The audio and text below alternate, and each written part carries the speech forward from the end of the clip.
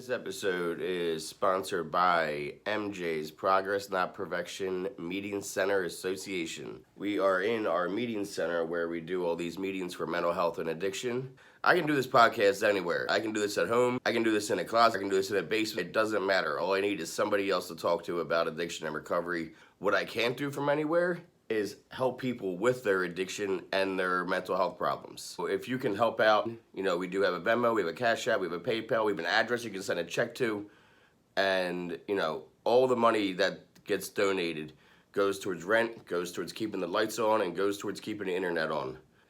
So please, if you can give $5, $10, $20, it doesn't matter. Anything you can is so appreciated. And if you are a local business, if you're a national business, whatever, and you want to be a part of what we're doing, you can reach out to me and we can talk about how you can be a sponsor. But I'll let you get back to the episode. Welcome to the show, Brittney and Apollo. We will have two guests on this show because Apollo is probably going to keep jumping into the screen to say hello, and that's okay. Most likely. That's okay. And welcome to the show, Brittney, officially now. What's your clean date? May 23rd, 2021. Okay, cool. So you got about 6-7 months coming up on? 6 months. I hit 6 months in November. Yeah. Now, is this the most time you ever had clean? No, because I was pregnant before. So I did stop drinking for that. Probably about 10 months during that time because I had stopped prior to getting pregnant because the dad at the time, before I knew I was pregnant, told me I had a drinking problem and he wanted me to stop for a little bit, and I'm very impressionable in relationships, so. Which that's a good thing. It seems that was a good thing that you're like, okay, maybe I should stop, and then you stopped, and then you got healthier, and then you got pregnant, and then it wasn't like a hellish pregnancy, I'm sure, because some people they have to battle, trying to detox, to be able to have a healthy pregnancy, and it's sometimes more unhealthy to detox, so it's a good thing that you stopped when you stopped. Now, you said the way you said that makes me think that you guys aren't together anymore. No, God, no, he's crazy. he had a good intentions, but good intentions for you with quitting drinking, but obviously there was other things going on there then. Yeah, he's a good dad. At least he's in his son's life, so. That's all that matters, yeah. Yeah. So you were drinking. Was it alcohol your biggest downfall? Alcohol was, where it all started. It started in college. Late bloomer. Growing up, my parents didn't give me much freedom. So when I got to college, it was like, oh my God, I can do whatever I want. You were that girl. I knew that. You were that you couldn't do shit when you were in high school, right? You were under lock. Where did you grow up? You don't mind me asking. In Virginia. Virginia. Okay. So you're in Virginia, and are you the oldest, youngest, only? I am the oldest, and I was the only until I was 15. So they really didn't know what to do. You know what I mean? Because you're the oldest. It's not like they had other children. So I remember my parents were really strict with me. And then I broke all the rules because they were so strict with me. And then my brother and my sister, they were more and more lax with them. I wasn't allowed to do shit. So I did everything, right? And then so they were they get to my brother 3 years later because he's 3 years younger. And they're like, you can drink, but only in the basement when you're having your friends sleep over and it's all safe. And then they get to my sister and it's you can have big parties just as long as we're collecting keys, because they just knew it was going to happen. They just knew, well, look what happened to JD when we pushed back. Then he rebelled. So they learn. The parents, they do learn. I'll give them credit because back in the day, there wasn't Google to find out how to raise us. I have a 7-year-old now, and I'm constantly Googling shit. My parents couldn't do that for me. I give them a break on that. So but the only problem is you get to college, and then it's off to the races. Where did you go? I went to VCU, but I just majored in drinking. I never went to classes. Yeah, I used to go down to JMU and hang out. Yeah. I had a friend. That's why, because Virginia. That's why I was just curious. But I'm from Jersey, and I would drive down the JMU and party down James Madison, and because I was a big drinker, that was like until 22. That's when I discovered pills. But alcohol was my baby from 11 to 21, 22 years old. Yeah. You know. So now, were you living on campus? I was. I went there for 2 years. I don't know why, because I kept getting Fs. And like after the first half, I was under academic suspension or whatever it is. And then I got it the second time. And then I got no, it was warning or something. And then the third time it was like suspension. If I like failed again, then I would be kicked out. But my parents kept letting me go. I don't know why. Well, like I said, they're just holding out for the best. They just want to see their daughter go to school, and maybe Yeah, she'll figure it out this semester, and she'll exactly. figure it's Yeah, the classic. It's yeah, and I was an honor roll student in high school, so I guess maybe they thought I would turn it holding up. around. Yeah, but the problem it's that freedom of all of a sudden. You're an honor roll student when you're under lock and key, and mom's like, you're not leaving the kitchen table until your homework's done. Yeah. That's going to make an honor roll student. But when you're in college making your own rules and your mom's not telling you to sit down and do your homework and read your book, it's on. And apparently that's what you felt like. Is like, it's on. Like, I am going to, like, were you going into college ready to let loose also? Or was it like, No, I think I like had good intentions, but I think a lot of the issues came from I didn't know what I wanted to be when I got older. So like I didn't really have like anything set or like a drive, and I went to my first party and it kind of just went downhill from there. Like I ended up just every day drinking until the morning time and then waking up in the afternoon to get ready to go out and drink again. yep, that sounds about right. That sounds like college. But the other thing is too, it also sounds like the person that's discovering alcohol for the first time, really. Yeah. When you're first discovering that, you want to see, well, what does this liquor make me do?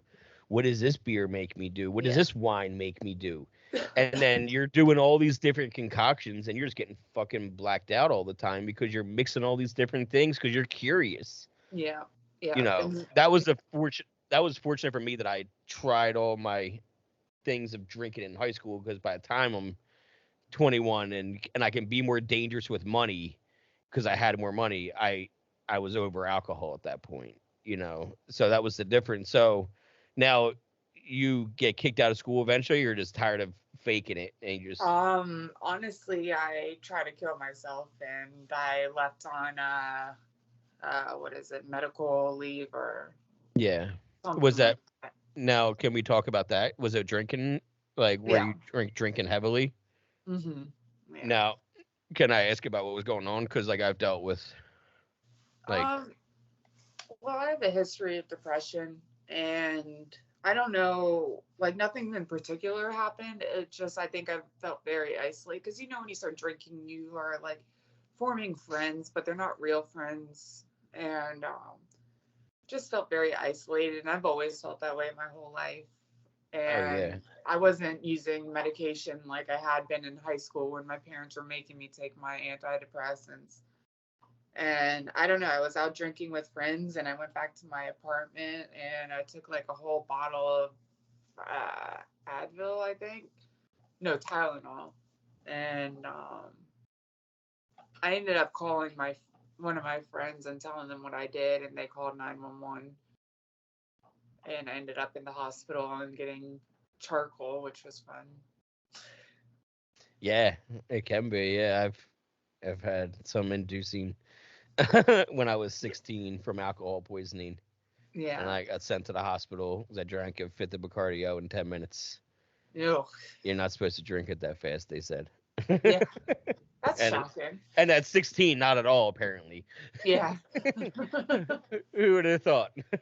So that's a big scare. Now your parents are like, all right, now you need some time out of school, like, and figure it out because that was dangerous. I think we both came to that conclusion. I would have got kicked out that semester anyways, because that was my last chance with the school. And then I ended Because you've up been on academic probation since like day Yeah. one, basically. Yeah. Yeah, pretty much. And then I ended up in the psych ward for a little over a week too, because the hospital, a lot of hospitals make you go to it if you try to commit suicide. Yeah, usually it's a mandatory 3-day hold, depending on the state. Yeah. Sometimes up to a week, depending on how serious it was, or the parent's recommendation or doctor's recommendation.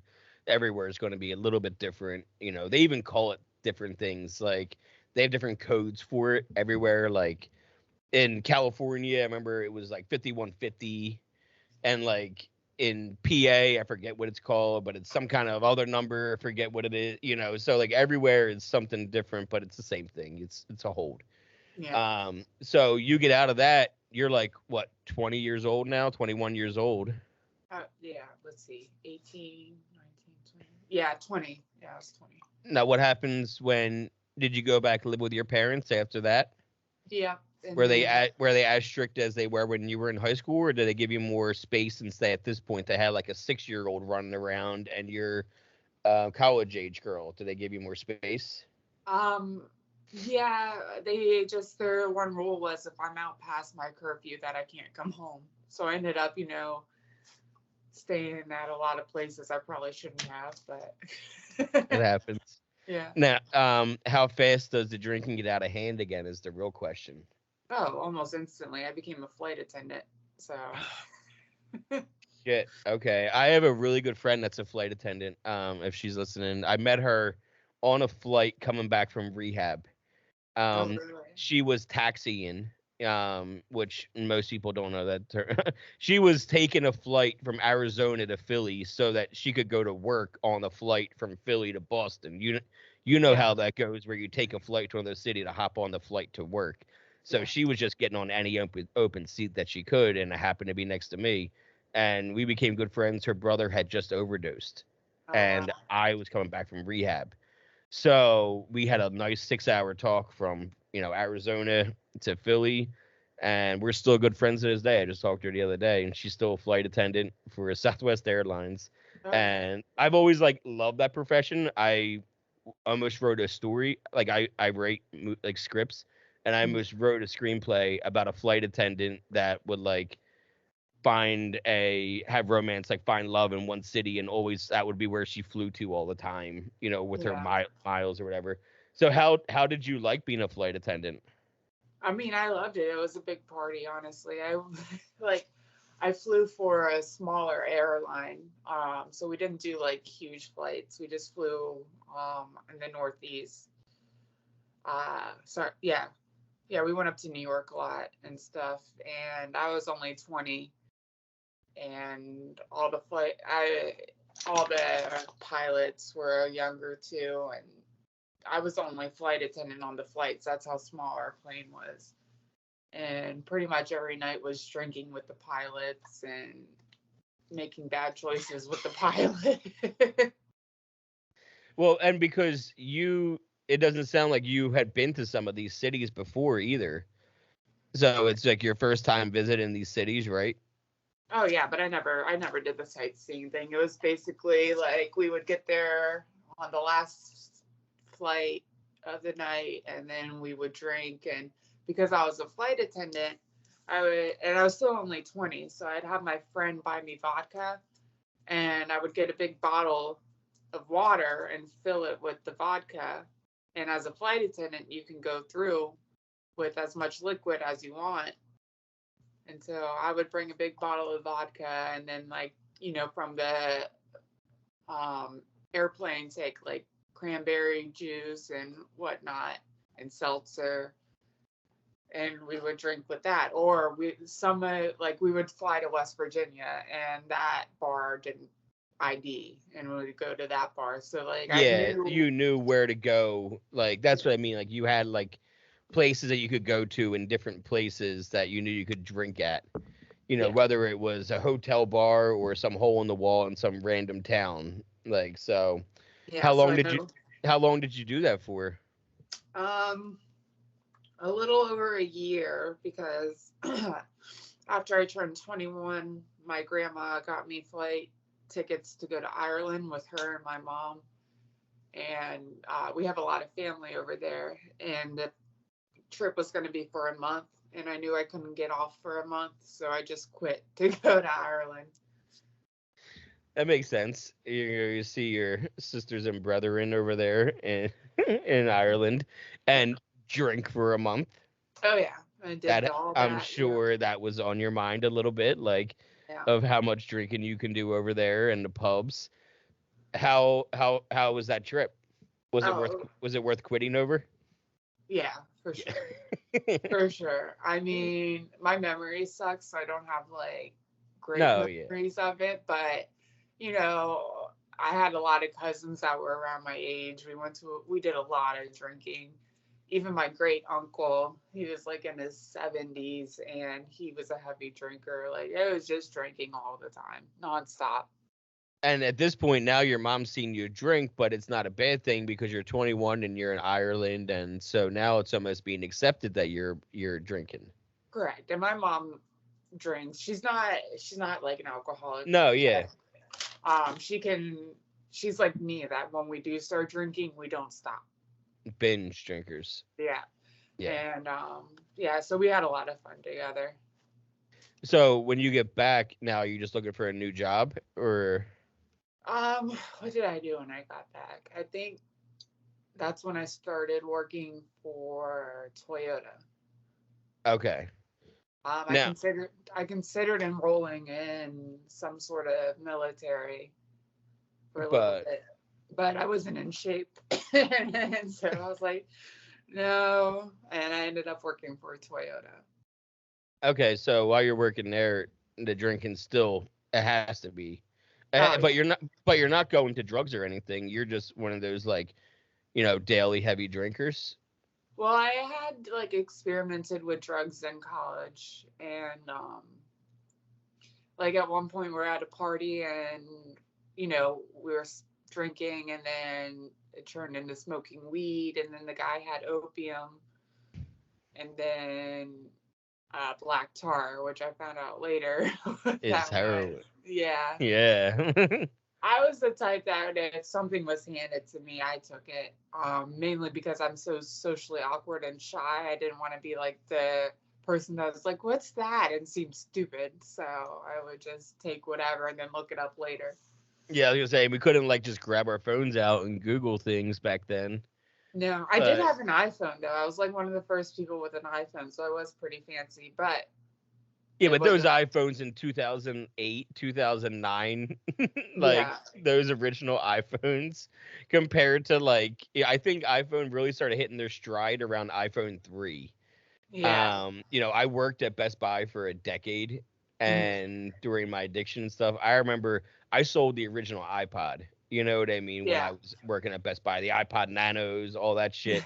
When iPhones came out, I was working there, and I remember like it wasn't until like 2010 to where iPhones were finally at the like standard of like quickly searching shit, quickly doing pictures and social media, and it Oh, wasn't like confusing like an Android.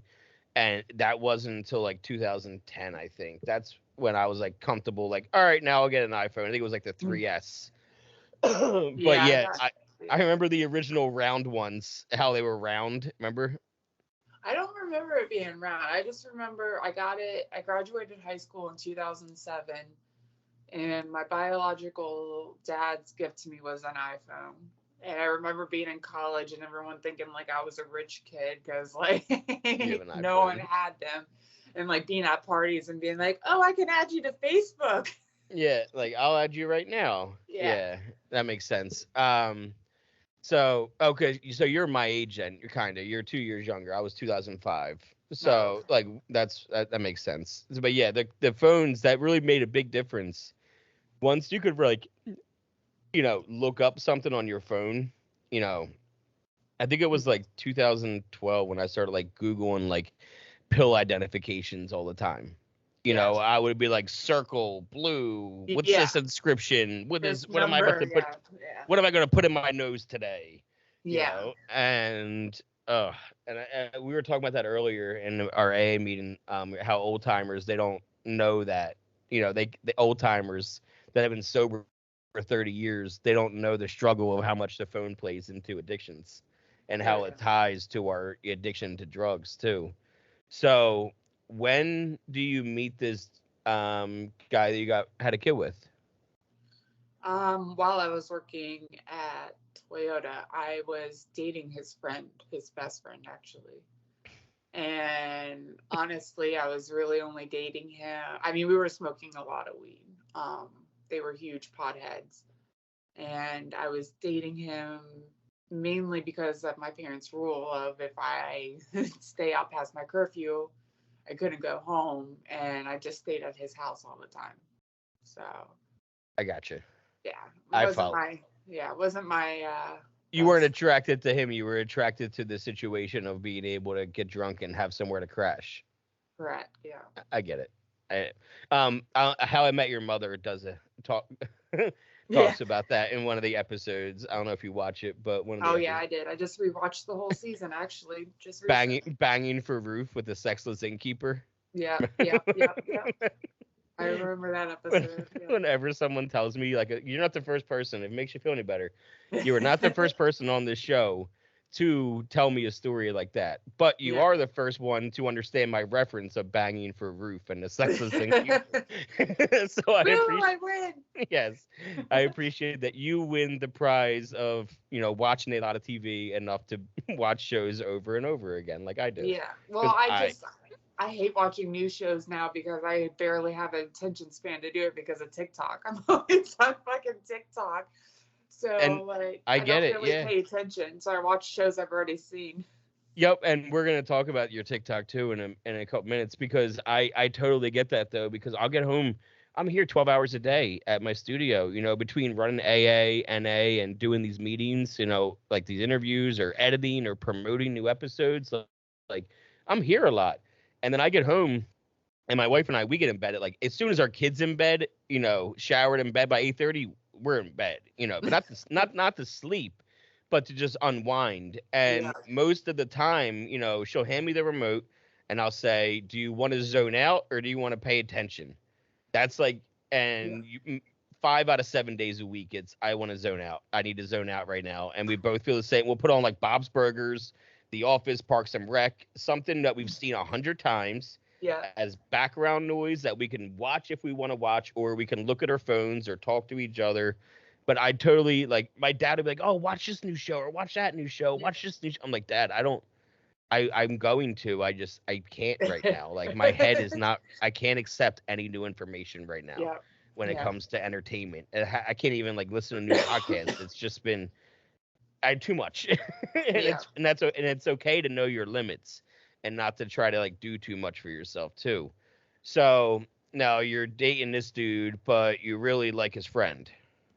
Yeah, yeah, because he's hanging out with us every day. I mean, like I said, they were all potheads. Some of them were selling, and Well, so we're yeah, all getting high and drunk together like every day and hanging out. And yeah, I ended up liking his friend, and his friend liked me, which was a whole big drama. They're not friends anymore. I feel I was bad. gonna say.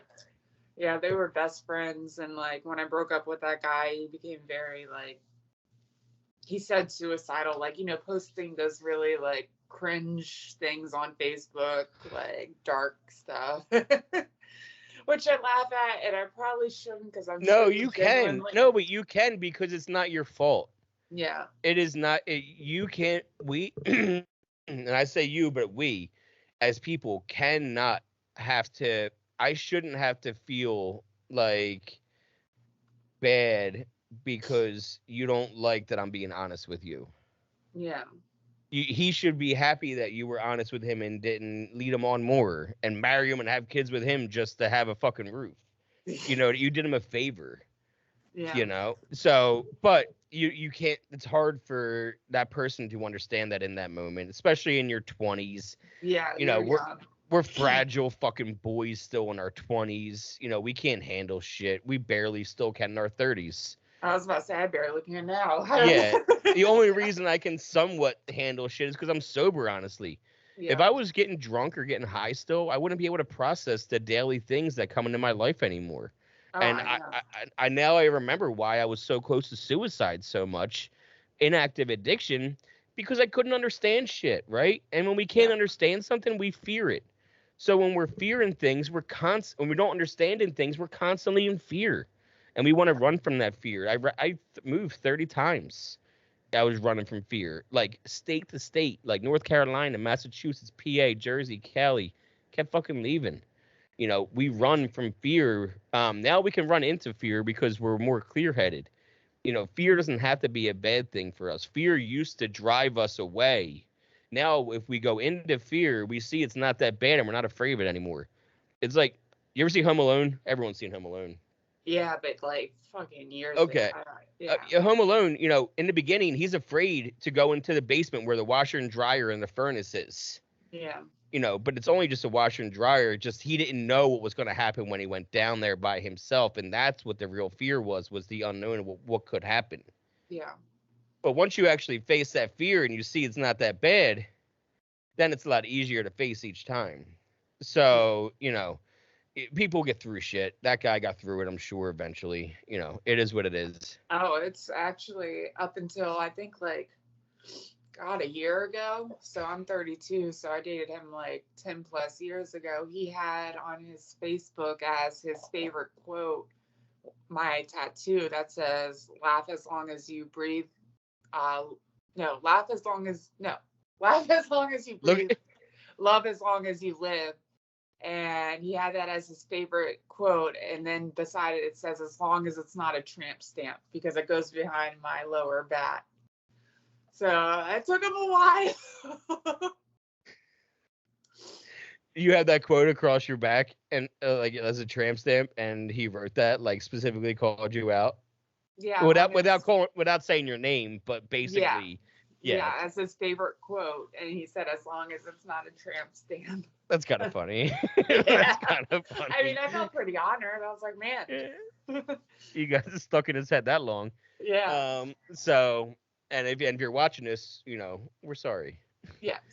Yeah. I think now he's dating someone, so I think all is good. Yeah.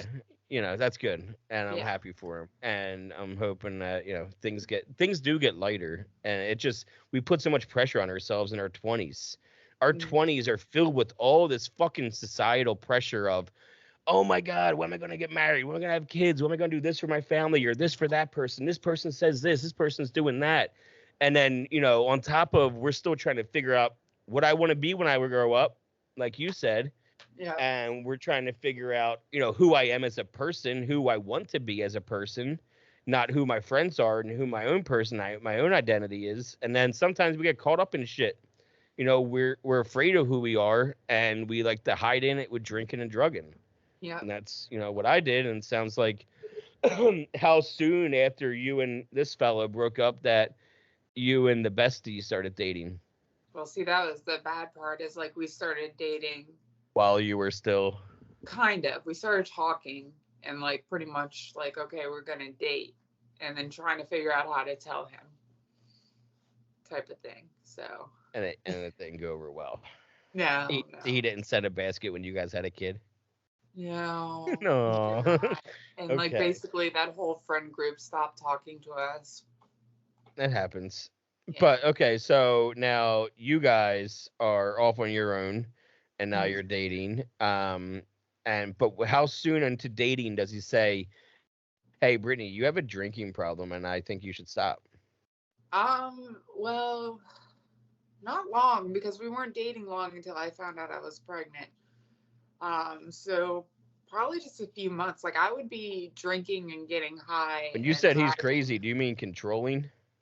Oh yeah, he was. Okay, I could tell already, just because for a guy to only ask within a couple months, ask his girlfriend to quit drinking for him, girlfriend, not fiance or wife.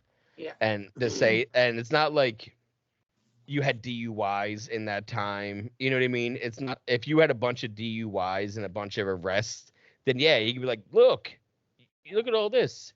But somebody who just wants to control a situation or a person is going to tell that person pretty quickly within a couple months of, hey, you should do this. And like you said, you're impressionable, so you did. Yeah. And it was a good thing. It was a good thing for you. I'm glad he did, because you honestly probably wouldn't have got pregnant if you weren't that healthy, or like I said, it would have been really hard with, coming. Was it a bad detox quitting? Not that I remember, no. Mentally though. Yeah. I I don't remember it being that bad, to be honest. But that was so long ago. And you had support too, like he was being supportive. Correct. Yeah. So that's the difference is you can feel good about I think if you were to quit drinking for somebody like you did and resent it, then it would make it a lot worse. Yeah. But if you weren't impressionable like you were, then you were just like, yeah, this is what's great for me. So Right. since you had that mindset, I think is why it worked. So then you have the And kid eventually. Was it? I was gonna say, and also, we were just so new into the relationship, so it was still like the butterflies and the I Yeah. love you, this is so great. So how old is your kid now? He's 9. 9. Okay. So this was 9 years ago that you had him. How soon after having him, because like I said, you didn't quit drinking for pregnancy. So how soon after having him were you like, I'm going to need a drink? I would think I'd say probably around a month. He stopped breathing one night when he was just a few weeks old. Turned out he had acid reflux problems, but he stopped breathing. He turned blue, the whole, and The feeding tube? You need to get a feeding tube? no, the ambulance came and they found out it was just what did I just say? Acid reflux. Thank you. So it wasn't that serious, thank God. And he ended up being on medicine for it for a while, but he didn't need a feeding tube or anything like that. But after that, that's when I started smoking again, because I used to be a cigarette smoker. And I started smoking again. And then, I think a week after that, his dad and I had a date night and we had champagne and stuff. And that's when the drinking started again. I can see that, and like you said, you're a binge drinker. So once you opened it again, Yeah.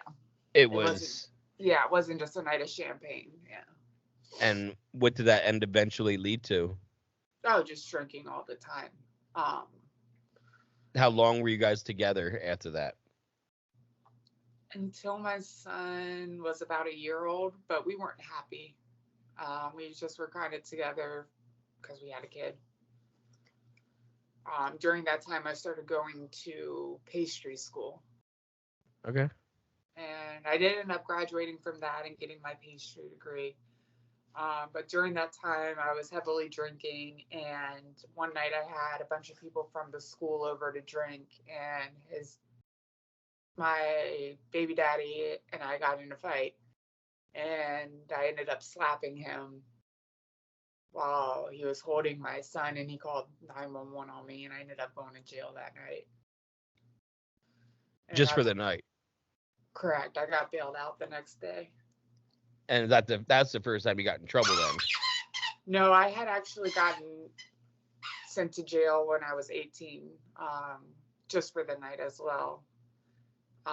That was the first time I drank before. So I drank one time before college, and that was at a neighbor's house, and my dad caught me, and I slapped my dad. I have a slapping problem, apparently. Every time you slap someone, you get arrested. I know, and well, the reason they called 911. You watch Friends over and over again too, don't you? Yeah, I do. I could tell just by how you said "I know." the "I know" was exactly how they say it on. I don't know if you noticed this, but all my episode titles are the one with or the one where.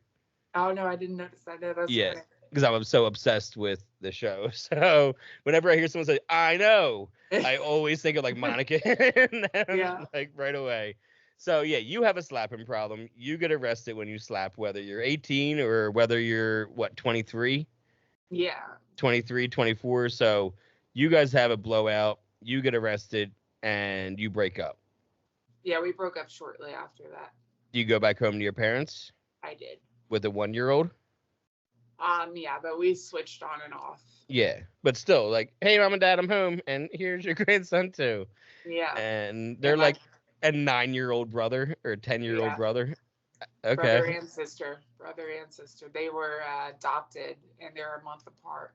Oh shit. Okay, cool. So your parents went from 15-year-old to two babies Yeah, basically, yeah, and they adopted them. yeah, They were like, "We're gonna try this again." yeah. Like my mom, she tried to get pregnant for a while, and she wasn't able to, so they ended up adopting. Oh, okay. I was gonna say like, she's not listening. Let's get some new ones. Yeah, this one she's broken. She's then the receipt we can't return her. It's too late. Yeah, yeah. So, okay. So you go back to mom and dad's. How much does the drinking consist then with a 1-year-old and back at home with two other kids Um, running around? probably Did stop. That's were when you I realized I had more of a problem because I was drinking alone at home and okay? hiding it. I would, and my issue, like I said, I'm a binge drinker, so I would get like a bottle of Fireball, and I'd finish the whole fucking thing, like, and that was almost an Sorry, everyday thing. I just tasted the Fireball I like know, I know. just like a whole bottle. Yeah. Oh man, whew, I'm so glad those days are behind me where I don't have to taste that shit anymore. Oh, I know. There's some drinks I would never ever touch again, like Goldschlager and Oh, what's that? Bacardi, yeah, Bacardi. I haven't touched since that night when I took me to the hospital. Yeah, I bet. That was almost 20 years ago. That was 19 years ago. Shit. Oh my god, it'll be. Oh, I'm so fucking old. I know. Me too. I hate doing that kind of I math. know. When I think about it, I'm like, oh, when was I in high school? Oh my God, no. I know. Next year when I turn 36, it'll be that culmination of I've been an adult as long as I was a kid. You know, that moment of like, Yeah. oh man, now this is all my fault. I did this. Yeah. Yeah. You have no one else to blame. Nah, well, then again, I've been fucking blaming myself since I was a kid. You know, Oh yeah. that was just my nature. You know. All right, so I'm trying to play catch up. I like going on rants. Don't worry, but I like coming back to the story. No worries. So I've been jumping all around too. You're yeah, good. yeah, it's fine. All right, now you're back home. You have a 1-year-old. You're drinking alone. Mm. How long does this go on for? Quite a while, because then I started dating someone that lived in somewhere in the West, not Yeah, that's all. Colorado, one of those places over there. And so we would FaceTime a lot and drink together, or I would drink without him. Um, that went on. Him and I were dating for like a year and a half. So that went on for quite some time. Um, honestly, it didn't stop until really I stopped drinking. I mean, I just started drinking almost every night like that. And so, and this is coming up to like, are you like to like now, like to when you quit? Yeah. So, when COVID hit, were you still at your parents'? No, I moved out 4 years ago, Okay. and I So, got my own apartment. Yeah. so you got your own place, and you still split custody with your ex. It sounds like. Mhm. And so you still have your free time, but you were still drinking alone. Correct. And then when COVID hit, my ex lives with his mom who has MS, and My wife has MS. yeah, they were very, very cautious about it, and so I wasn't able to see my son because I was still working. That makes sense. So, I mean, we still are cautious about it, you know, because of how MS is. It's so unpredictable.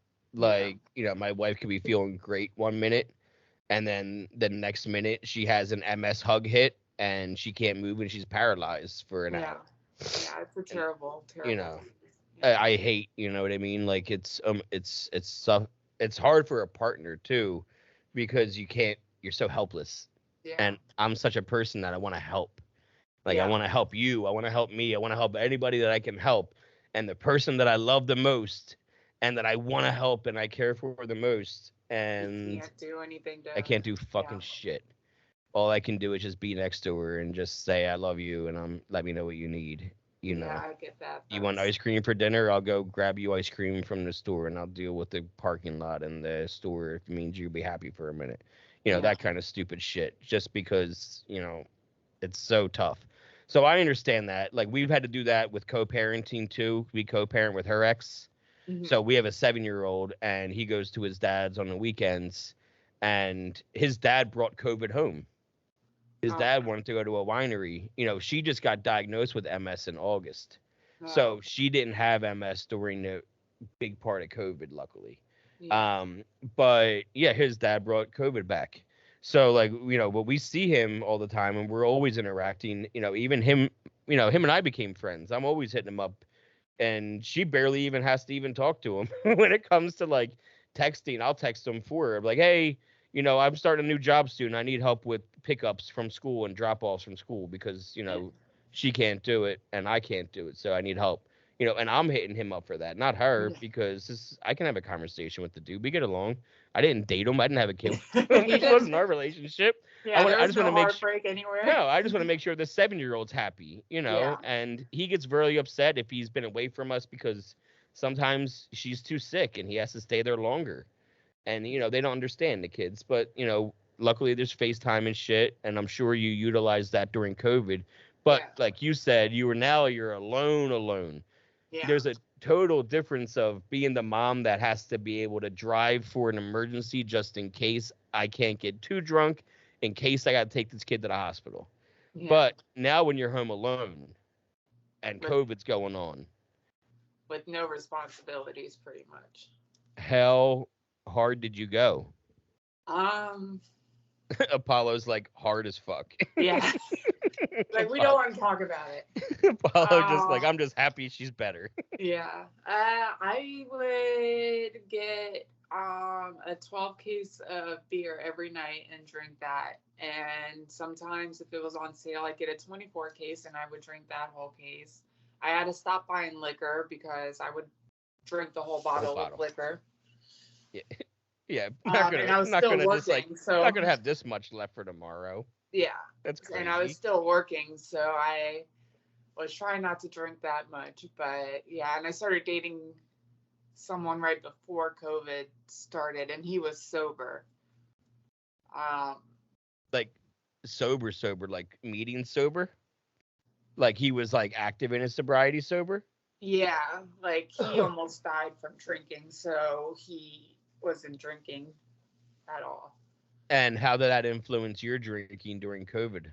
Oh, for the beginning, before COVID started, you know, I was doing my whole impressionable thing where I wouldn't drink around him or I wouldn't let him know I was drinking. Like, I'd go over there after drinking, but, you know, brush my teeth a million times and try not to act too drunk. And then after a while, once I got used to him and he started staying over at my house a lot, I was like, whatever, I'm drinking. And at that point, you know, as somebody, as you know, in sobriety, you're not supposed to do what your ex did and tell you to stop. Yeah. You know, you know, if that was me, you know, and that was me where I was dating my wife, I was sober and she was still drinking. Yeah. So she was an active alcoholic before we met. In her last relationship, she drank really heavily and then she quit. No, she calmed down a lot when we met. And I was really heavy into my sobriety when we met. I met her at 11 months sober. Mhm. And so like I was really regimented with my program and you know, so she wasn't drinking that much. And then when I relapsed, it wasn't with her, it was by myself. And it was, I got a 6-pack of Twisted Tea and, you know, I drank 4 of them. And it was because I had a problem with AA in where I was living, just the one group. And because of their resentments, I'm dumb and I went and drank over it. So, you know, I have responsibility for that. But I was like, you know, so indoctrinated with AA that 9 months where I did drink, I didn't finish a bottle, like a liquor bottle. And I didn't get any hangovers until I did. Because it eventually happened where I drank a whole bottle of Jack. And then I woke up on Leap Day, February 29th, hungover. And I'm like, fuck this. I'm not supposed to be hungover. That wasn't the point of this. Leap Day is a fucking awesome sober date. So, boom, I'm not drinking anymore. And then my wife quit with me. And then quarantine happened 2 weeks later. Oh, jeez. That's just how it fucking works. you know, and we're like, all right, well, we use cannabis. You know, I don't smoke it. That was one of the things I changed is I just use little capsules and I take it with my blood pressure medicine, and you wouldn't even know that I'm on it because I don't like get all, hey man, like that's Yeah. not how. And my wife smokes because she needs it immediate relief with MS, as you know. Yeah. She needs that immediate relief, so that's been really helpful for her to have that, luckily. Oh yeah. So now, when is are you- what? How should I word this? You're dating a sober dude. Are you getting impressionable at all? Like to be sober curious? Like is he going out to meetings or he going No, on he's not. Zoom No. meetings or anything to like No. So he wasn't doing any meetings or anything like that. And also he was on different medications for anxiety. And so we started using snorting. I don't remember what it was. So we were snorting whatever shit he was on. And so he wasn't like sober. He was sober from drinking. And then we would probably like get, Ativan? that doesn't sound familiar. Okay, there's Ativan and well, Xanax is the most popular to give for anxiety. Correct. But I don't remember what it was. What color was it? What color was it? Shit. Yellow, I think. Okay, it's probably not. But either way, it's probably some whatever. So either way, you're snorting pills now. Yes. Either way, you graduated. You're snorting pills now. Correct. And then he would get that stuff from, I'm sorry, my memory's so No, shitty, it's fine. from tobacco shop, not Kratom? Kratom, yes. So we did a lot of Kratom, like all the time, and like we weren't sleeping at all, and it was a bad situation. And I will never fucking touch Kratom because I can still smell it. Like that's that dude was sober like I was sober. Like yeah. I quit drinking November 6 months before my recovery originally in 2008. In November 2017, I quit drinking because it literally was hurting my liver to drink and do the amount of pills that I was doing. Yeah. And I chose pills over alcohol. So I told everybody, yeah, I'm sober. I quit drinking, but really I'm still snorting 8 to 10 30s a day. Yeah. You know, so sober, you know, I'm just not drinking. I'm Yeah. alcohol free, you know, that's what I'll call it now. So yeah, you're getting high with this dude. Now you're doing kratom with this dude. You get arrested at all or anything like fucking No. ridiculous? Okay, so what was it that this past May you like what's your sober date again? May 23rd. May 23rd. So what happened May 22nd? So me and that guy broke up. I broke Okay. up with him.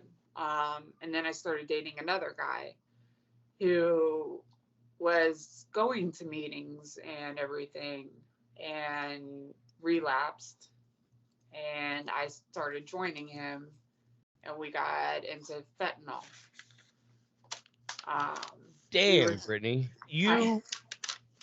You are impressionable as fuck. I am very impressed. To go from like, oh, I'm a drinker, and then it's like opium. I'm a drinker, black tar. Yeah. I'm a drinker. Oh, here's some yellow pills I'll snort. I'm a Yeah. drinker. Gas station stuff. That's what you called it. Gas station stuff. I'll do it for months. You're like, yeah, you're definitely okay. So you meet this dude. He's on a relapse, and when you go on a fucking relapse from going to meetings, you're like, this is why I don't like counting days. Is because guys like him, what happens, right? Is I'm not saying it's a bad thing. It's we relapse. Or say drinking wasn't even our problem. You know, like when I relapsed with drinking, I had it in my head. This is what saved me from doing pills. Like, I don't need to go extreme. Everybody, when they leave AA and they relapse, they think they're going to go back into AA and they're going to start counting days again. And so I have to get as fucked up as possible while I am on a day 0. This way, when I'm on day 3, I can at least say I enjoyed day 0. And then they go all out. And, you know, I had a guy on here talk about he had reservations. He had 6 years sober from coke and drinking in 87 to 93. He went 6 years. But he always had a reservation whenever you hear people talk about heroin, how he never tried heroin. So when he relapsed with drinking, guess what he was snorting within a month? Heroin. And then guess what? He snorted every day for 3 years before he went back into the program again. And it was all because of that reservation of what happens on a relapse when you leave meetings is, I got to go fucking crazy now. I'm on day 0 again.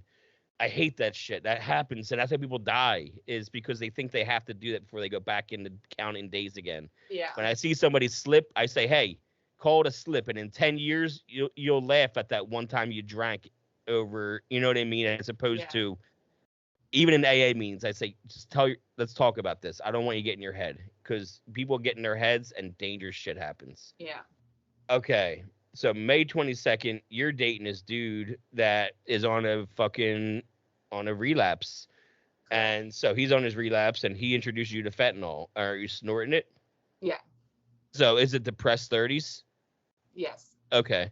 Now, did you overdose? I did. So he moved in with me in January, because his roommates kicked him out because He relapsed. Yeah. And we were just doing fentanyl every day and coke when we could get it, and I was drinking and he wasn't drinking. For some reason, every guy I date doesn't drink. That's their big thing. Where was your And kid at? he's still with his dad because they're still quarantining because of COVID. And now, COVID started to cool off a little bit. So I'm seeing him now and then, but now I'm just becoming a shitty mom. Like Because now you're on drugs. Yeah. Yeah. Like I was hooked and I knew I couldn't see my son in these conditions. And I couldn't bring my son over to my apartment where I have a man he doesn't know living with me and we're doing drugs. So, Paula, please stop. So It's okay. Any of my viewers or listeners that are upset about hearing that noise, then they don't have dogs and they don't understand me anyway. Because I know that noise all too well and it doesn't bother me. It's like something. Oh, yeah. So yeah, because before and now, and your ex, he would have seen that shit on your face too. Yeah. He would have seen that, like, you're not just drinking anymore, Brittney. Like, there's something else you're doing, because like you're getting high with kratom and like snorting other pills at this point, and then eventually fentanyl. So so let's get to May. What happens? So May 21st is my son's birthday. Now this all has been told to me because I don't have memory of this. So May 21st, I go over to his dad's house and we celebrate my son's birthday. And apparently after that, I went and copped and went home to my boyfriend, and we started doing fentanyl, and we had coke at the time. And that whole week they told me I was very sick. Like I went to the doctors too because I couldn't keep anything down. I wasn't eating, I was throwing up. And May 22nd, so that night, the morning after my son's birthday, is when I overdosed. Apparently I was in the bathroom with my boyfriend and I was like, oh, I can do one more line, I'm fine. And I ended up throwing up, but then he said I just passed out, like just fell. And he called 911. He started performing CPR on me. Ambulance comes. I apparently stopped breathing for about 30 minutes in the ambulance. And when I get to the hospital, they put me into a coma. And in this coma, they tell my family that I have a 9% chance of living and only a 3% chance of not being brain dead if I do survive. So my family is losing it. Only my mom kind of knew I was using because I had done some withdrawals with her. And she thought I was off, though. She thought I was off of it. And none of my other family had any idea. And now they're being told that I'm basically going to die. Or be a vegetable. Yeah. And I don't know. Somehow I defied all odds. I was about to get a heart stent put in, and like right at the last minute, I didn't need it anymore. I woke up from the coma 4 days later, unaware of who the hell I was. They told me I was acting like I was 13. I was saying shit like my dad is in prison, he's not. I was telling them weird jobs, like just, not Yeah, there. yeah, yeah. Like almost as if you just woke up from a 4-day coma. Yeah, yeah. So, like, they Weird. were still worried that, Yeah, okay, she's alive, but she's not really here. She doesn't know yeah. what's going on. I was in the hospital for 10 days, and I got home. I lived with my mom for a month after that because everyone was too afraid to have me go home alone. Did your boyfriend leave? Yes, so his parents came in, got him while I was in the hospital, and moved him back to North Carolina with them for him to Okay. go to rehabs and stuff. So he's been sober now too. Good. Okay, so that Yeah. woke him up then. Yeah, Seeing you almost die in front of him, because he was on a relapse, right? correct. Okay, yeah. So yeah, he was on a relapse. So he's already been through a program. He already knew what a program was and what he needed to.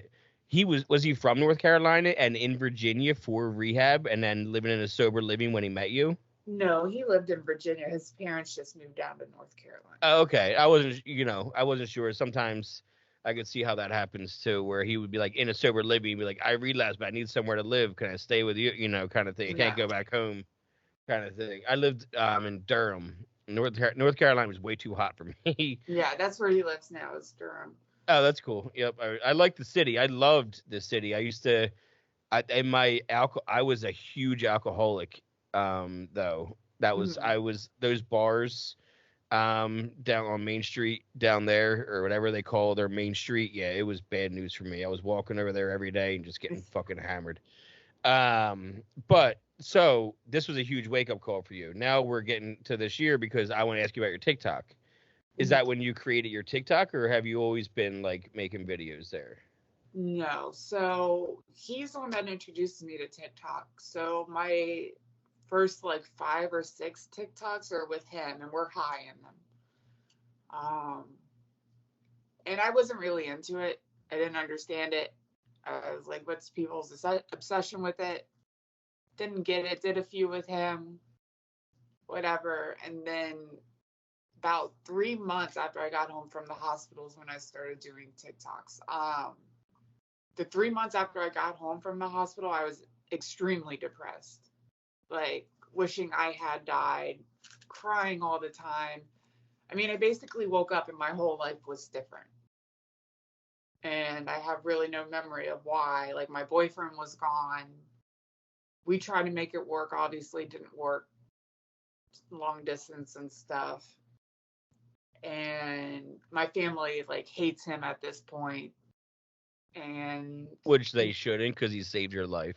correct. That's He my mom. literally. My mom came around to that. Okay, yeah, he literally. This is all harm reduction. I Yeah. always preach harm reduction. What you guys were doing was literally living harm reduction, where you weren't getting high alone. Yeah. This way, one person was aware enough to call the cops if something happened. And I Correct. think that's so important because a lot of people aren't practicing harm reduction. That's why we had 100,000 overdoses, and you could have been one of the 100,000 Oh in yeah. that 1 year span that everyone's talking about right now. Oh yeah. He didn't That's perform CPR or call the cops. Some people are too afraid to call the they're cops, afraid to call 911 now. And nowadays even people though are there's a law that you can't be encouraged. charged. Yeah. Exactly. Now it's encouraged. Like, please fucking call somebody. Yeah. We You're won't not. charge you for Yeah. anything. Yeah. We just want to save your life. And Like that's. luckily he knows that. So he Yeah. called them and he performed CPR. And so, like, my mom is fine with him, Yeah. but my dad, who didn't know about the using and don't use anything, like, Yeah. It's hard people to wrap their. I think it's hard for a lot of parents to wrap their mind when they're a normie, when they don't have that obsession, or that craving like some of us do. And it's hard for them to wrap their mind around how someone can lose themselves in that. well, my biological dad is a huge drinker. I would say alcoholic, but We're not my one to diagnose. stepdad, my stepdad, he just kind of is a social drinker. Okay. So he doesn't understand it at all. Yeah. My biological dad, even though he's a drinker, doesn't understand drugs at all. What got And you into telling your story on TikTok though? so for the longest time, so I manage a place, and I was really afraid all my employees would know. I was super ashamed of it. And I don't know, just one day I just was like, I feel like there's a reason why I'm here. Like there's a reason I survived out of all the people who didn't survive an overdose or drug addiction. And I thought if I told my story, well, no. So one of my employees is going through active addiction right now. And I was trying to help him. And trying to help him, I told him my story. And he was the first person I told my story to. And I felt like this weight had been lifted from me. And it felt good. And it didn't feel like something I should be ashamed of. So then I got the idea, like I saw the I could be brown, whatever thing going. I could be blue, I could be violet sky, I could be hurtful, I could be purple, I could be anything you like. I could be brown, I could be blue, I could be violet sky, I could be hurtful, I could be purple, I could be anything you like. I could be brown, I could be blue, I could be violet sky, I could be hurtful, I could be purple, I could be anything you like. I could be brown, I could be blue, I could be violet sky, I could be hurtful, I could be purple, I could be anything you like.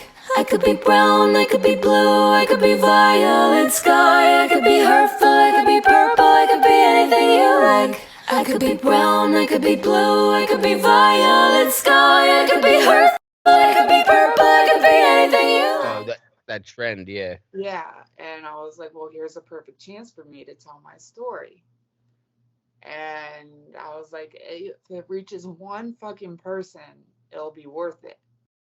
And it ended up reaching so many people, and so many people reaching out telling me their story or people that they lost, and telling me how I helped them and how inspirational I was. And it just went from there. Like I felt so much better. Like I didn't feel ashamed of it anymore.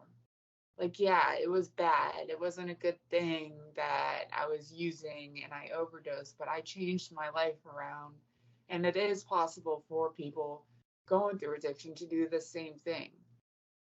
And so from that, I started sharing it even more. And I shared the picture of me in a coma, which I hate that picture. My mom hates that picture. Of course, when she saw that, she started crying. And I was like, I know, I'm sorry, but it's important that, they see it. Like, yeah, they can see me saying I'm sober and I look fine now, but there was a point I was not fine. Yep. And my Yeah. mom is my biggest supporter, so she's like all about it. So I'm so glad that like you're realizing that, because it seemed, did you not want to do meetings in AA? I didn't start doing meetings until about 3 weeks ago, actually. That's I'm in, amazing. That's so fucking cool. yeah, Okay. You went on your 6 months. I went, yeah, Right a few around. weeks before 6 months. Yeah. And I go to therapy for substance abuse therapy, Okay, and good. I do, like, they have phases and stuff, and I do those classes. But I always thought NA was a very religious thing, and I'm not religious whatsoever. I was raised Catholic. It was forced on me. I'm like, That's no, it. We share that same exact story then. Because yeah, that's, if you go back to my episode, I'd literally say almost word for word what you said when this dude was interviewing me for my story. I mm, said I was raised Catholic and I wanted nothing to do with religions at that point because I had such a bad taste in my mouth from growing up Catholic. yeah, And so, and then someone said to me, "Well, it's spiritual, not religious." And correct, I said, "Well, what's the difference?" And this is what always stuck with me is he said, "Religion's for people who fear hell, and spirituality people who've been to hell." yeah. And I was like, "Okay, I'm in that that I buy into." And exactly. And like my thing is, like, I've always identified as agnostic. Like I don't really believe in God, but like I do believe that there could be something. And me surviving with such low chance of surviving makes me think that there is a higher power out there. I don't know what it is. I don't fully believe, it's God, or maybe it is. I don't know. But there is a reason I'm here. And I believe there was a higher power that kept me here. So I went to like my first meeting a few weeks ago, and I was like, okay, it's not all religious. Yes, they say God. Yeah, there's literally a chapter called We Agnostics. Yeah. In the book, there's literally a chapter for agnostics. Yeah. Just like, and a higher power. For a long time, mine was the room. Mine was AA. Mine was going to meetings. God was group of drunks. That's what God was, group of drunks. And it was just going to meetings all the time. And I went to 250 meetings in 90 days. Wow. Like they say do 90 and 90. I did 250 because I was so like, I need it. And it but that was the problem. And so my higher power this time is Bill Murray. And Bill Murray has this way of living his life where it's very zen, where he just wants to exist with other people and just enjoy the moments kind of thing, and not be the center of attention, but just enjoy the moment he's in while he's in the moment. Yeah. And I love that kind of mindset. And since I wanted that kind of mindset, I made it my higher power. So that's why I have my man right up there is Jesus in my painting. And that's my way of my saying thank you to my higher power all the time. You don't have to have one today. You don't have to have one. Yes, just you'll find it when you find it. Trust me. Yeah. But going to meetings is really cool. So, but you weren't going to meetings initially. So being on TikTok was almost like a meeting for you because you're getting that, you're telling that story and receiving that like dopamine basically of feeling good about getting that out there. Yeah, exactly. And like in my mindset, honestly, for the first 4 months, 4 months, I told myself when I hit 6 months, I'm going to go back to casually drinking. There's no casually drinking for me. And the closer I got to 6 months, the more I was like, I can do this. I can do it for longer than 6 months. I don't need to go back to drinking. There's no reason for it. Let's see how long I can really do this. Yeah. So then I started going to meetings, and my first meeting I went to, one of the people there came up to me and was like, I see so much sadness in your eyes, and like just read me like a book. And I started bawling, like crying. And I was hooked. Like these people, these strangers, people see me. They see me. Like I don't want to sound cocky, but I'm a relatively attractive person. So they see me, but they don't really see me. Yeah, no, but they saw you. Yeah. They didn't see what you were presenting. They saw what you were trying to hide. Exactly. Because that's the shit that they see in meetings. That's why I love running That's why I have a fucking meeting center, Brittney. I love meetings. I'm obsessed with them still. Like I said, that was my higher power originally, was a group of drunks. But now my meetings are smaller because I want them to be more like, not intimate, but I love crosstalk. I love meetings with crosstalk, but not crosstalk that's like degrading, but crosstalk that's productive. I don't need people to sit around and raise their hand and introduce themselves every single time. We introduce ourselves once, and then we have a full-on conversation, whether it's 2 or 10 of us, for an hour, like just back and forth, rapid-fire conversation, and I love that shit. Yeah. But you need to have that with smaller groups, like of 10 or less, and we can do that here. And it's a lot of fun, but that's the kind of thing that like keeps me sober, is like that kind of like raw honesty with people, and you don't get that kind of raw honesty unless it's like a small group, I think. Correct. So like the Monday night meeting is a little bit bigger, but the one on Tuesday was really small, and Wednesday is pretty small. So eventually I started like, sharing, not really my story, but just whatever was on my mind. And I don't know, I just became addicted to them. I can't go every day because of my job, unfortunately, and I like in person versus virtual. So I wouldn't be able to do virtual either. Yeah, so they only have like one virtual or in person, and they're at nighttime. So I'll go tonight, but tomorrow night I have to work, so won't be able to go. But I don't know, these people, and they hug me, which I'm not a huge hugger, so I'm like, okay, tap on the back. but they hug me and they tell me they love me, and like, I don't know, it's just this family, and then they share whatever's on their mind, and it's so relatable. You have a sponsor yet? No, I do not have a sponsor yet. I'm taking my time doing that, but some of them are like, you need to get a sponsor, because if you don't have a sponsor, you're sponsoring yourself. They're right. You know, that's the thing that we say. But like, I know I hesitated for a couple months getting a sponsor. Well, no, it wasn't a couple months. It was more like 3 weeks. Yeah, it was like 3 weeks. As soon as I had like I had like this big epiphany, you know, where I knew I was definitely doing the right thing. You know, I had just had like this, like, you know, we call them God shots, you know, whatever, you know, those kind of moments. And I was like, okay, I need to get really more serious about this. And I was like, all right, I like you. I like what you have. Teach me, you Yeah. know. And that's, you know, your rock bottom, in my opinion, your rock bottom wasn't your coma. Your rock bottom was walking into your first meeting and saying, I need help. Yeah. And crying to that stranger that read you like a book. That's your rock bottom. Yeah. That is you saying, you know, I don't know how to do this anymore and I need help because I don't want to drink. Yeah. So just because you weren't using drugs, you know, but I would say your real rock bottom is when you actually ask for help, because it isn't until you ask for help that you can actually start climbing out from being at that rock bottom. Yeah. You're still stuck because you don't know how to get the fuck out. All you know is I can't go down any further if I don't use drinks or drugs. So you won't keep going further down the well. You won't keep falling, you know, because you stop that. But you're not going to be able to get out of the well until you actually ask for somebody to reach down their hand to get the fuck out of there. Yeah. So you might not even you'll notice that too once you even start doing step work.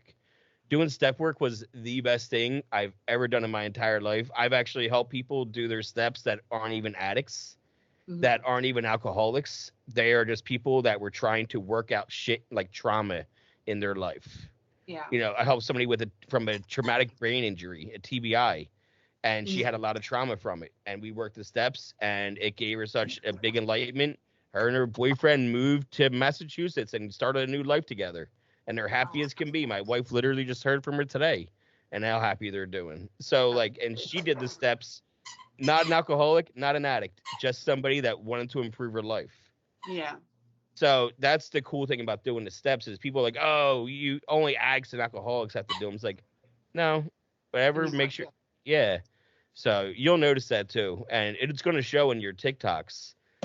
Like, you're going to see your content, like, be in a way of really focused on helping too and trying to reach and resonate with people. Yeah. So, you know, I look forward to that because you're still making videos all the time. Oh yeah, like 5 or 6 a day, and a lot of them aren't about sobriety. Now I've become really into transitions, but where do you make your transitions? Right here. No. On TikTok though? Yeah. Okay. Because you can also, well, do you have a computer? I do. You have a MacBook? I have, yeah. Okay, so you have iMovie on your MacBook. Oh, do I? Yeah, and it's free. I And haven't used it. yeah, like you can do a lot of cool transitions. Not on the iMovie on your iPhone. You can only do basic transitions on there. But you can do really cool fucking transitions that are like, you know, that you're really gonna like mosaics and all that kind of stuff, where you can do things with before and afters with the transition that will look really fucking cool. But it's all in iMovie and it's so easy to use. And if you have questions, just let me know, because like I do them literally all the time. Like my opening sequence was 4 transitions within one. I had to do it here and then do another video and then kind of combine them and then make those into transitions themselves, because I made them both cube around. And then I had them do like this big other like circular cube. So like you can do transitions within transitions to really like make the content look cool, and then take that video and put it on TikTok. Oh, okay. Because that's all my stuff is pre-edited on iMovie and then just dropped in TikTok and Instagram. And I don't even use their editor anymore. I just do it all in iMovie. So you can really have fun with it there with the different transitions too. So check that out just for your just it being creative. I know how fun it is to mess with that stuff. Yeah. So I think you'll find some enjoyment with some of the cool transitions they have to offer there. But it's been awesome getting to know you. You too. And I am so glad that you're doing what you're doing. And I'll be honest, when you said like 3 months and how depressed you are, I'm like, oh, I hope she hit a meeting. I hope she tells me she hit a meeting. And you hit a meeting and you love it. And that makes me so happy because that is exactly what you needed to do in that moment is hit a meeting. Oh yeah. I mean, and I'm probably happier than I've ever been in my whole life. I mean, I am on antidepressants and I think I found like the right balance for me. Perfect. Which like right after Thanksgiving I ran out and I withdrew from my antidepressants. So that was bad. That was really bad. I was like, my mom called me. She's like, "Are you okay?" And then all of a sudden I'm like, "No." Just like No. I do have another question actually though is so since you're still new going to meetings, and I know how that feeling is of your first like month going to meetings, you're just sharing about your day, right? You're talking about whatever the subject is and how it affects you. You're not the spot you don't want to talk. You're not like share. Is this the first time you've like told your story in long form like this? Yes. So I told like a very short snippet of it to like the people after the meeting. And like I showed them my TikTok and one of them was like, "Girl, you're a fucking rock star doing that." Like, oh my God. She's like, "You're a badass." Like, she's like, "Why don't you share this shit in the meetings?" And I'm like, "Well, because usually it's about like topics or something. I don't like, want to be like, oh, this is my story." So like now I've been trying to like kind of integrate it into my sharing. Like not just do a whole like this is my story, but like kind of like if I'm sharing about something, try to like. Is there any speaker meetings are in your area? There are. They have a speaker almost every meeting. Okay. I haven't been asked, and I haven't asked to do it yet. It is. I don't know if you are allowed to ask. Oh. You are allowed because some people. Because you have some time too. It's not like you're just new to AA, but you're not new to just like away from the drinks and the drugs. It's still 6-7 months for you. You know what I mean? Yeah. So you still have some time under your belt, and you have a fucking story to tell. Yeah. You have people to resonate with, and so the thing is about telling your story, and I'm sure you feel it now. Is it's therapeutic as shit. Yeah. You were nervous to do it beforehand. And within 10-15 minutes, you felt a lot better. And then by now, you're a lot more relaxed. And these are all things that I've observed just from talking to you. And I saw how much more relaxed you got as you went, and it's, sharing your story it gets easier to do each time you do it. You almost get a rhythm to the point where you're saying word for word over and over again. And you hear yourself like, but that's okay because, I get caught up doing this sometimes, right? And I'm sure you do it with TikTok where you put something out and it flops. Yeah. And you're like, fuck, no one resonated with that. Yeah. And I put something out recently and I was like, fuck, no one, that didn't hit the mark anywhere near I thought. And then like at 11 o'clock at night last night, some random girl in the UK, it's like 4 a.m. there, messaged me about how she just watched my new episode and how she's never resonated with anything more about her drinking and how she's 2 days detox and she's going to keep on watching episodes and try not to drink. That's awesome. Yeah. That's why I had to do it right there. Like, it's not for the millions I want to watch, but like that kind of message, right? I told her, I said, thank you. Now you keep me going doing this another year now, just knowing that I'm helping people like that. For you to like actually find me on Instagram and then add me and like to message me that means everything. Like that's fucking awesome. Absolutely. That's like you said, and you get those messages. That's why you keep going. It's easy to read the hateful comments when you get those kind of messages. Yeah. So, But keep doing what you're doing. I really appreciate you coming on and telling your story Well, this thank you for way. asking me. I feel honored. I was so excited. I told everyone, I was like, someone wants me on their podcast. Well, yeah, and like I said, it's so funny because like I didn't know any of your story. I tried not to know. I didn't know you were in a coma or overdosed or what your drug of choice is. Whenever I ask somebody, I always find different ways to connect with them before I ask them, and it's not about how many, because I've had people on here that don't even have social media.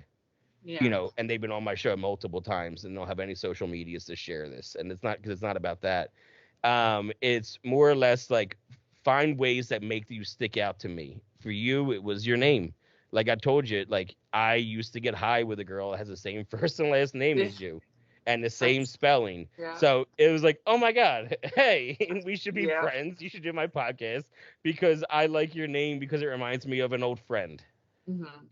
And so it's just random shit like that, and then I'll just find ways to I like going into these blind and seriously just getting to know somebody and organically just having these questions to ask you.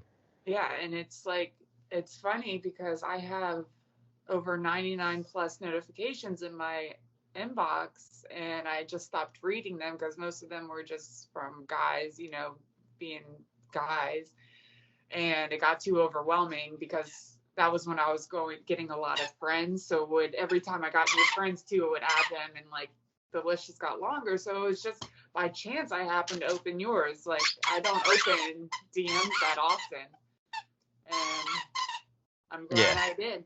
Yeah, me too. Maybe it was a name that stuck out. I think it was just that you were at the top of the list when I happened to look in my inbox, which I usually try to get the ones at the top of my list versus scrolling all the way down. Yeah. And by the way, if anyone's reading this that I haven't answered in my inbox or watching this that I haven't answered in my inbox, it's not personal. It's just all the way down and I'm too lazy. And then the next time you log on, it's all the way down again. Yeah. Thank you again. I really appreciate it. If you ever want to come on again and talk more, you're always welcome because I had fun talking to you. We can obviously have a conversation. But I'm going to stop recording.